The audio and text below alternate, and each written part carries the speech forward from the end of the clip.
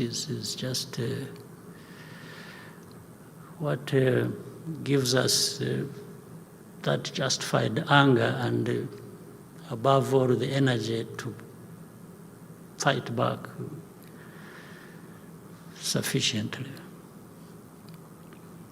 Now, again to the values. You know,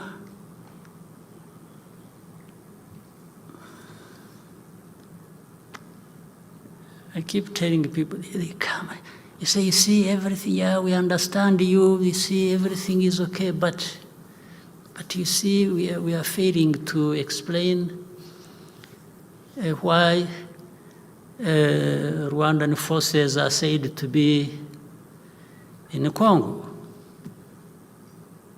Oh, and I asked them, I said, even before we are sure of what we are talking about, can you explain to me why FDLR is in Congo and being supported by government of Congo, and they have brought in Burundi under the same ideology and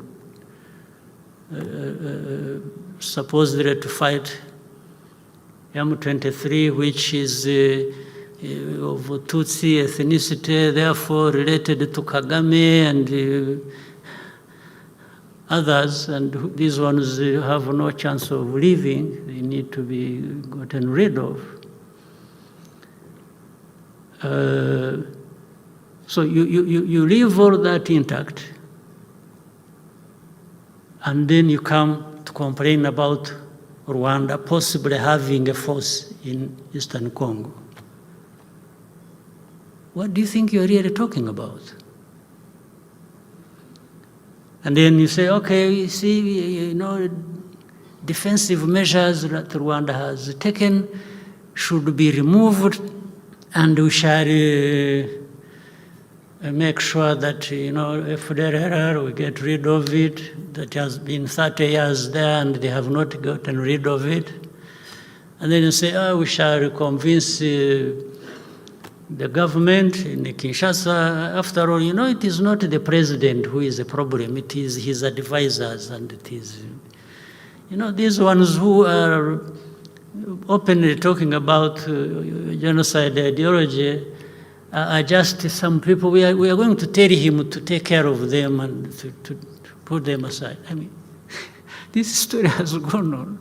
I mean, do you really think you are talking to kids or also who? But why would you even be talking to anybody like that? So let's leave the problem as it is. Use Rwanda, be silent about it, and we'll see how we can address it. And then recently, oh, Rwanda blamed, we didn't go to Rwanda. Rwanda, I'm friends with the Angolans and the president and Rwanda and so on.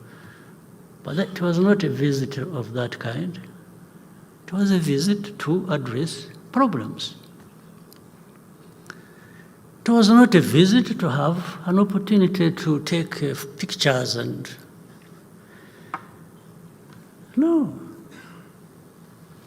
It's not going to be the case. The problem must be addressed, and it can be addressed. It can be addressed. We all need peace. Rwanda actually needs peace more than anybody, because we have already tested the lack of it and the meaning of that.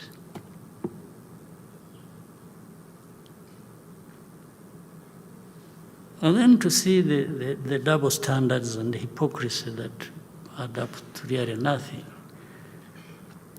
You know, we talked earlier about elections we had here and so on and so forth. And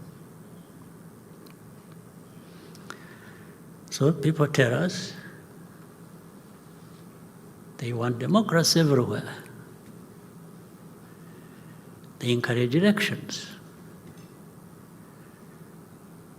the person who is causing problems in this situation I'm talking about between Rwanda and DRC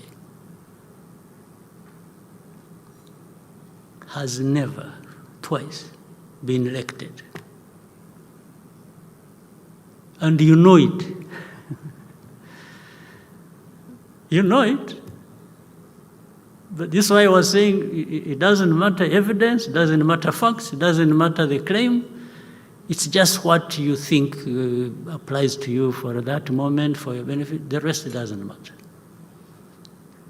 This man, Tshisekedi, was never elected first. He didn't at all. And you know it. So I'm not telling anyone, only that you don't talk about it publicly, I'm talking about it publicly. That's the only difference. You know it. The second time, nothing happened, and you know it. So, what values are you telling us that you beat up some people for, and then others you don't know what to do? So you think I realize that and really respect you for it, or even listen to what you tell me that doesn't add up to anything?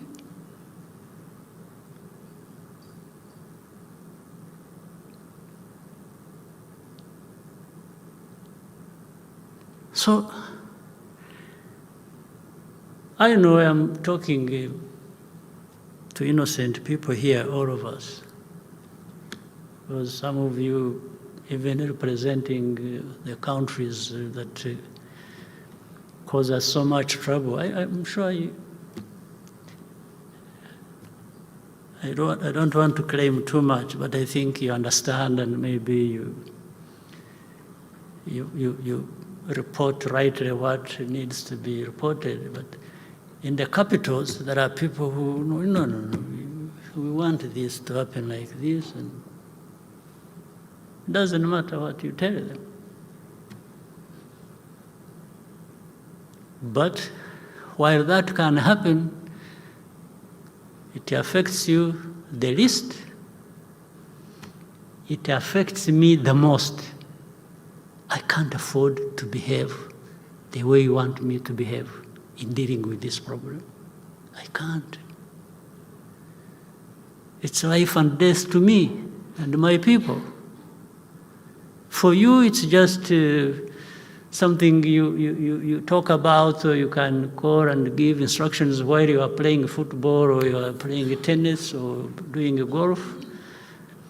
It is as simple as that for you.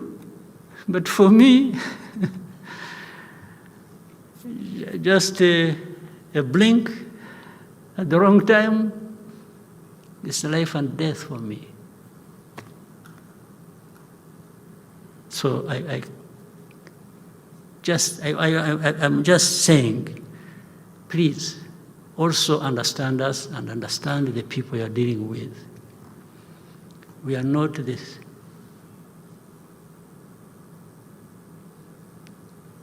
Same old idiots you dealt with 50 years ago. We are not. Not at all. Not anywhere near to that.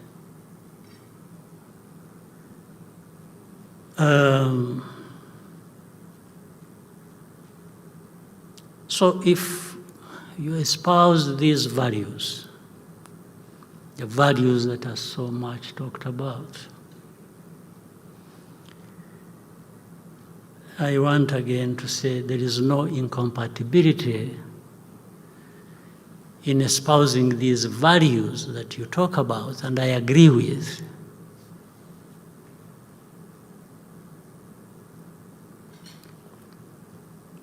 And even fulfilling your interests. There's no incompatibility.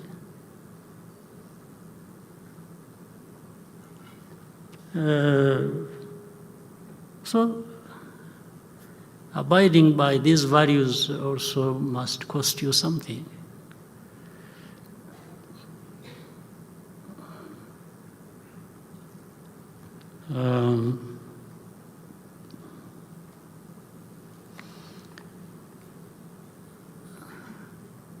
That's why some truth has to, with our partners, we are even told, want you to develop, to prosper, to do this, to do that. At the same time, I remembered a story. There's something called AGOA,